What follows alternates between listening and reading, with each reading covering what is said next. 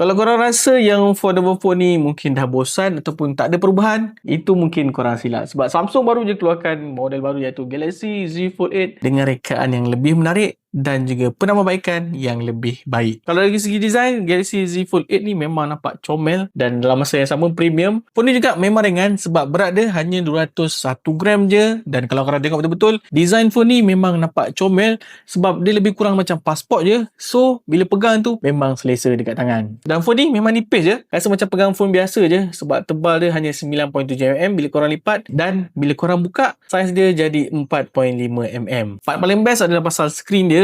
Skrin luar dia bersaiz 5.5 inci dan skrin dalam dia pula bersaiz 7.6 inci, dan kedua-dua skrin ni support refresh rate sampai 120Hz. Samsung kata aspect ratio iaitu 4:3 dekat Galaxy Z Fold 8 ni memang sesuai untuk membaca, web browsing ataupun layan media sosial. Kalau daripada segi spek, aku rasa korang tak perlu risau sebab phone ni ada phone flagship dan Samsung letak chip Snapdragon 8 Elite Gen 5 dekat phone ni, dan dia punya RAM sampai 16GB dan storage dalaman dia juga boleh pergi sampai 1TB.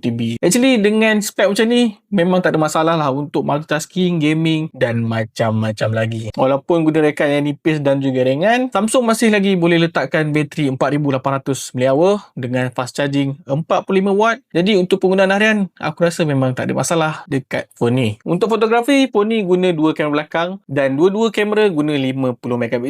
Actually setup kamera ni aku rasa dah good enough untuk kegunaan harian dan boleh digunakan pada pelbagai keadaan. Untuk spek lain, phone ni guna Android 17 dengan One UI 9 dan ada juga IP rating 48. Dan ini mungkin perkara kurang menarik lah pasal phone ni, iaitu dia punya harga jualan. Price range untuk phone ni adalah bermula daripada 7,300 dan boleh pergi sampai 9,700. Harga ni memang agak keras lah. Mungkin kenalah dengan apa yang Samsung offer dekat Galaxy Z Fold 8 ni. Jadi macam biasa, kongsikan pendapat korang pasal Galaxy Z Fold 8 ni, padu ke, okey ke? Cuba komen dekat bawah.